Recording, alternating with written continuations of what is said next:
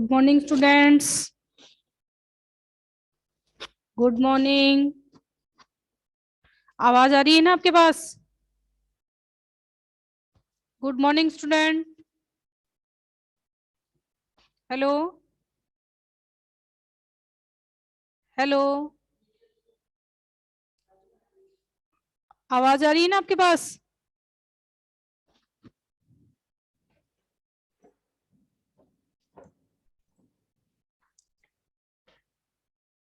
Hello,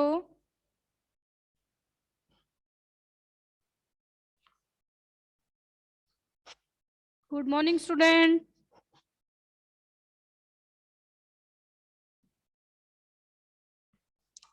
आदर्श बाल निकेतन उच्च माध्यमिक विद्यालय की ओर से कक्षा 11 की ऑनलाइन कक्षा में मैं आप सभी का स्वागत करती हूँ। जैसा कि आप सभी जानते हैं कि पुनः आपकी ऑनलाइन कक्षाएं प्रारंभ हो गई हैं और आपका जो सिलेबस है वो हमने कंप्लीट करवा दिया है। अब सिलेबस कंप्लीट होने के बाद एक बार फिर से पुनः अपन इसका क्या करेंगे, रिवीजन करेंगे, तैयारी करेंगे। और इसके लिए जो आपका ग्रामर पोर्शन है वो सबसे पहले मैं लूंगी। और आज जो है वो अपन अपन पढ़ेंगे अपठित काव्यांश जो है आपका, उसका अध्ययन जो है वो आज अपन करेंगे। क्योंकि एग्जाम में जो अपठित है वो आपके पूछे जाते हैं, जिसमें गद्यांश भी होता है और पद्यांश भी आपको पूछा जाता है। तो पद्यांश जो है उसमें एक एक नंबर के क्वेश्चंस जो है वो आपसे पूछे जाएंगे। और ये जो पद्यांश होगा इसमें आपको पूरी मार्किंग मिलती है। जैसे आपके पास पद्यांश होगा,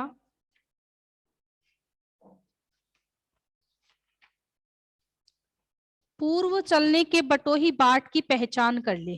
पहले भी आपको एग्जाम में ये पद्यांश जो है वो पूछा जा चुका है। अपठित काव्यांश या पद्यांश।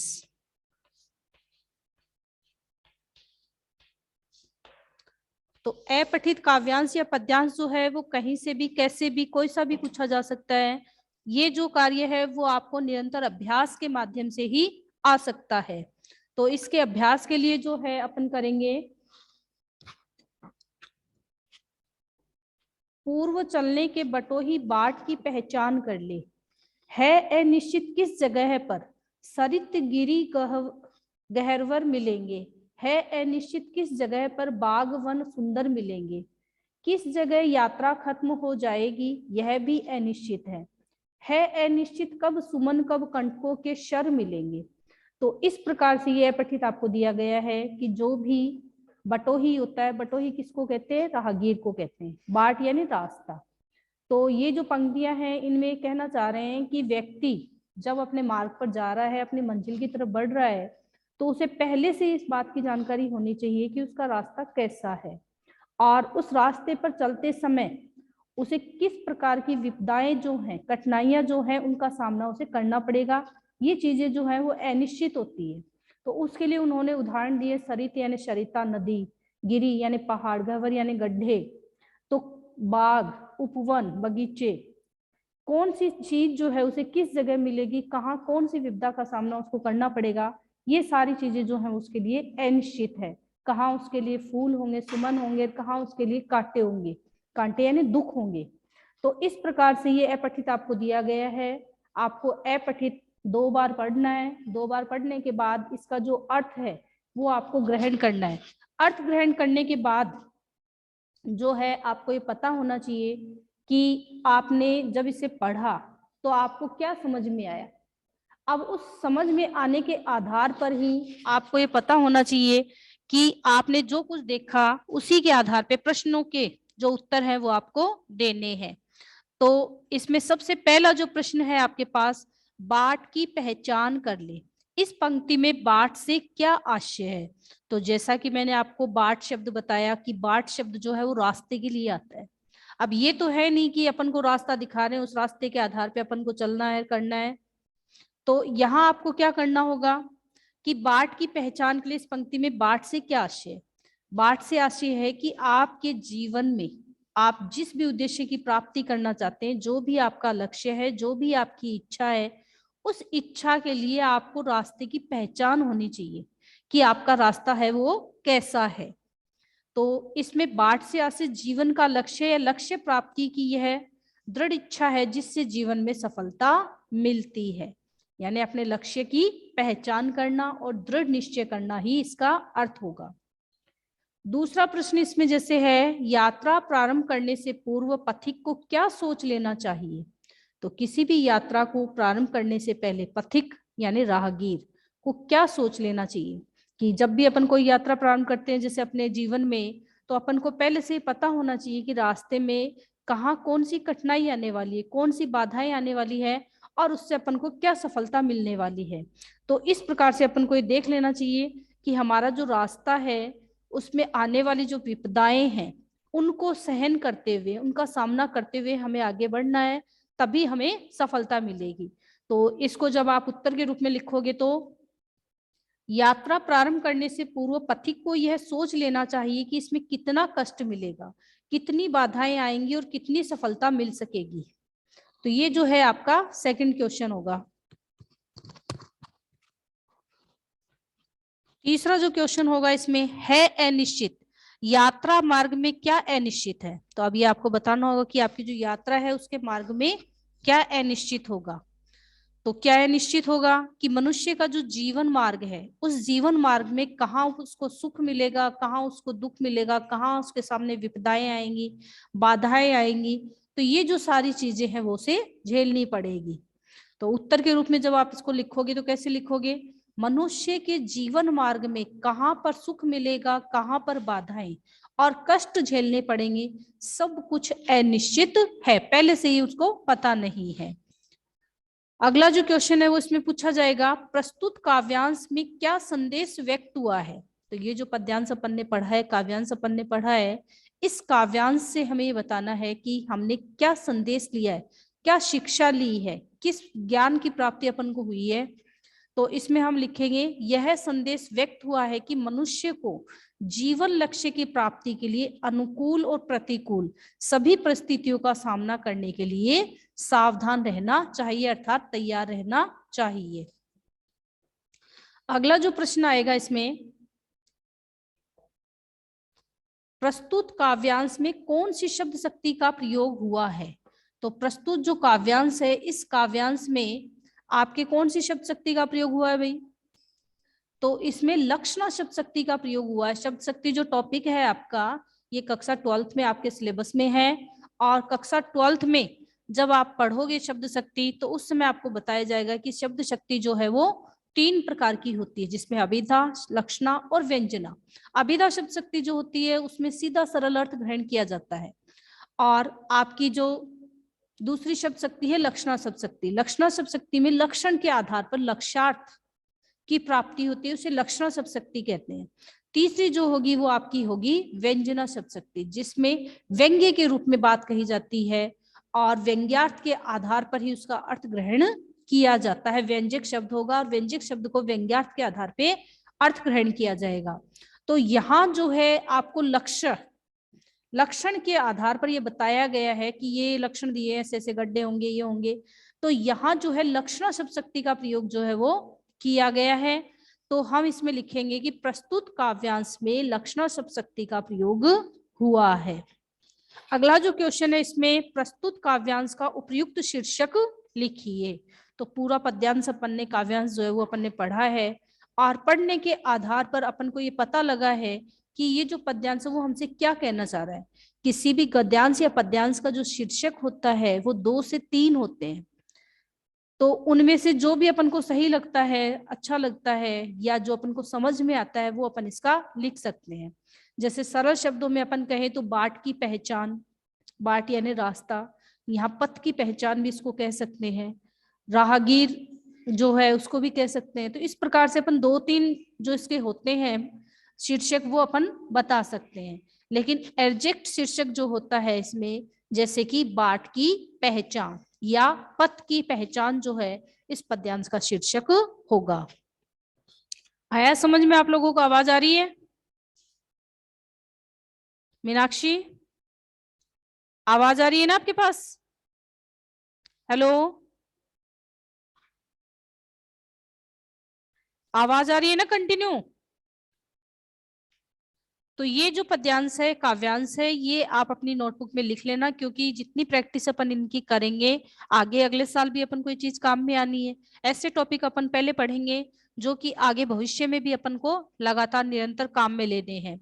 तो ये जो पद्यांश है, पूर्व चलने के बटोही बाट की पहचान कर ले, है अनिश्चित किस जगह पर सरित गिरी गहवर मिलेंगे, है अनिश्चित किस जगह पर बाग वन सुंदर मिलेंगे, किस जगह यात्रा खत्म हो जाएगी यह भी अनिश्चित है अनिश्चित कब सुमन कब कंटकों के शर मिलेंगे।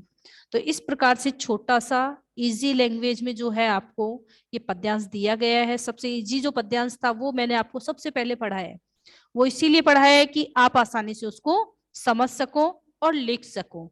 इसकी जो पीडीएफ है वो मैं आपको सेंड कर दूंगी, साथ ही आप इसको समझ करके अपनी कॉपी में लिख लेना। अब इसके बाद जो दूसरा पद्यांश है वो अपन देखेंगे, वही पद्यांश अपन करेंगे जो एग्जाम उपयोगी आपके लिए है।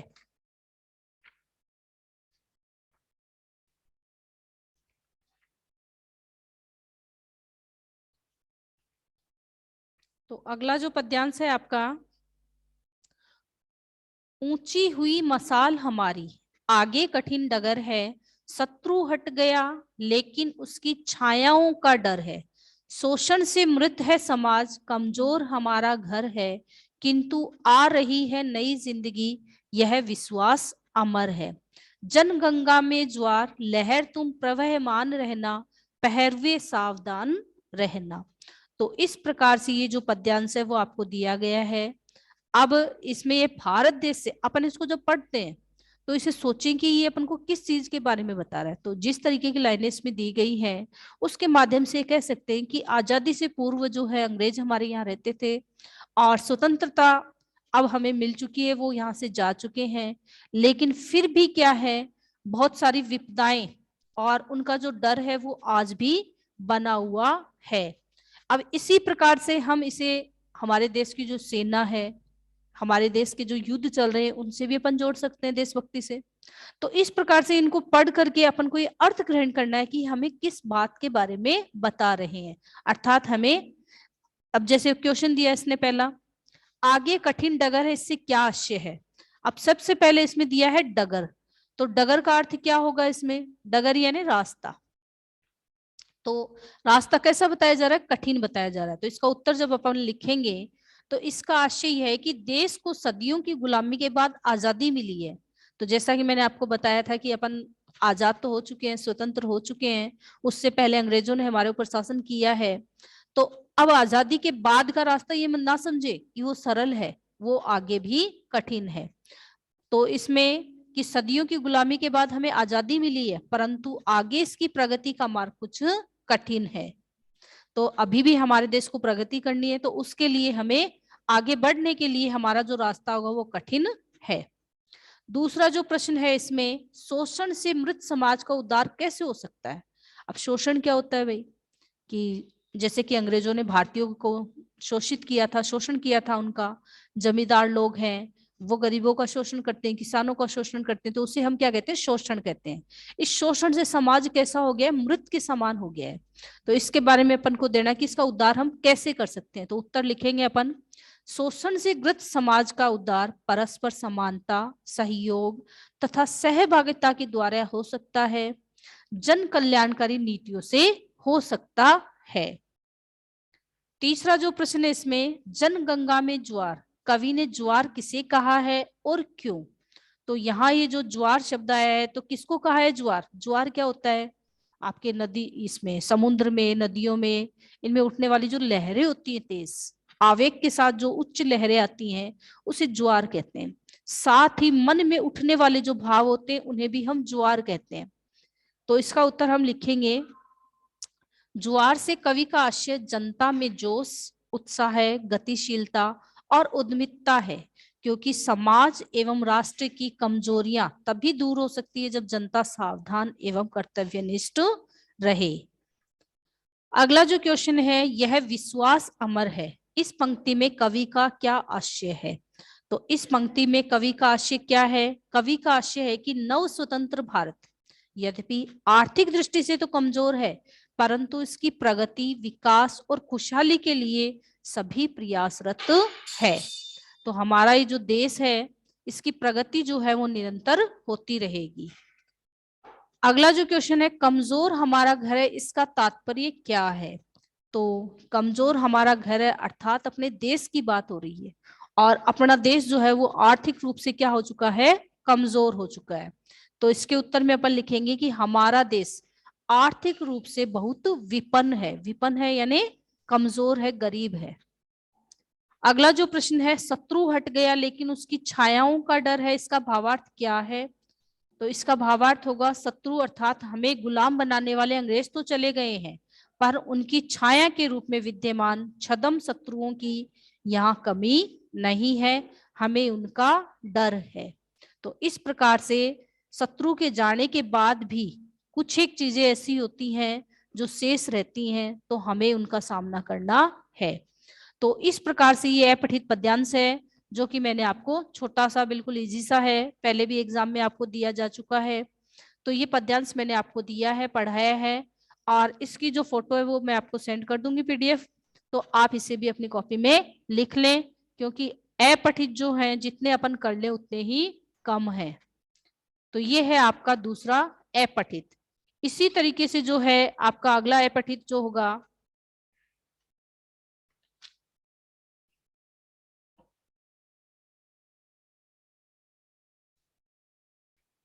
ये देखिए जी सा, लाल चेहरा है नहीं फिर लाल किसके, लाल खून नहीं अरे कंकाल किसके, प्रेरणा सोई की आटा दाल किसके, सिर न चढ़ पाया कि छापा माल किसके।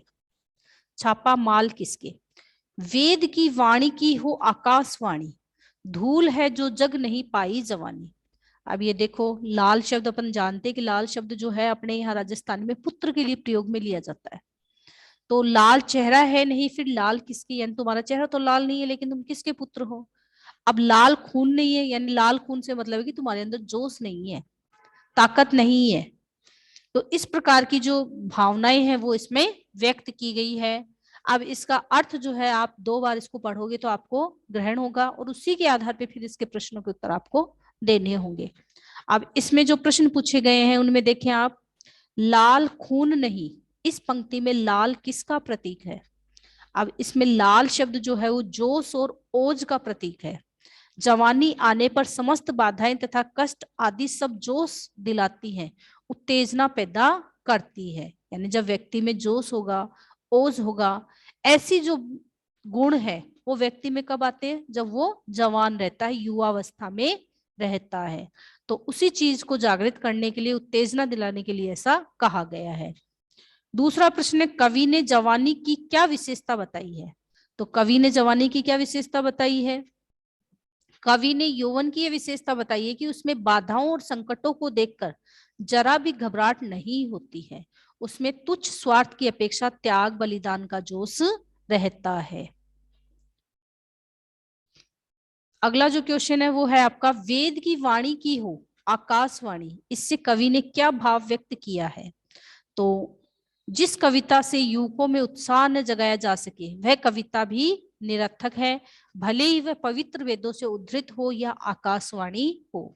अर्थात ऐसी बात के लिए उन्होंने कहा है, चाहे वो वेदों से ली गई हो चाहे वो आकाशवाणी हो, अगर वो सामने वाले युवा में उत्साह और जोश जागृत नहीं कर पाए तो वो निरर्थक है। सिर न चढ़ पाया कि छापा माल किसके, इस पंक्ति का क्या तात्पर्य है? तो सिर पर छापा तिलक इन धार्मिक प्रतीकों का तब तक कोई मूल्य नहीं है जब तक मातृभूमि पर शीश चढ़ाने का भाव हृदय में न पैदा हो। अर्थात हमेशा जो है वो अपनी मातृभूमि के लिए तैयार रहना, अपनी मातृभूमि के लिए बलिदान होने के लिए तैयार रहना और प्रेरित करना। इस काव्यांश का मूल भाव क्या है? तो अपन ने काव्यांश पढ़ा, उसके आधार पर इस काव्यांश का मूल भाव क्या है?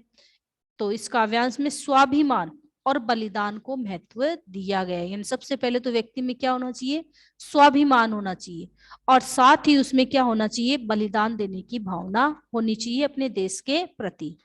त्याग की भावना को ही प्रेम की शोभा बताया गया है, यानी व्यक्ति में त्याग करने की जो भावना है वो होनी चाहिए, तभी क्या है वो अपने देश के लिए जागृत हो पाएगा, उसमें जोश, उत्साह, उत्तेजना जो है वो आ पाएगी। तो इस प्रकार से अपन ने देखा कि जितने भी पद्यांश अपन ने पढ़े, उन पद्यांशों में हमें या तो अपने लक्ष्य प्राप्ति के लिए, या अपने देश के लिए, या अपने में जो विश्वास है उसके लिए बताया गया है। तो इस प्रकार से जो भी पद्यांश आते हैं वो किसी ना किसी संदेश को लेकर के हमारे सामने आते हैं। तो इस प्रकार से तीसरा जो पद्यांश है वो भी मैंने आपको पढ़ाया है।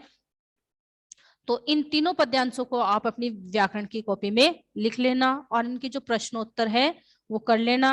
और करते समय जो है आपको राइटिंग और मात्राओं का विशेष ध्यान रखना है। और साथ ही जो है पहले का काम अगर आपका कुछ बकाया चल रहा है तो उसे भी आप कंप्लीट कर लें, और अपनी जो तैयारी है उसे निरंतर जारी रखें। ये नहीं है कि उस तैयारी को बीच में रोक दें और आप जो है वो सब कुछ भूल जाएं।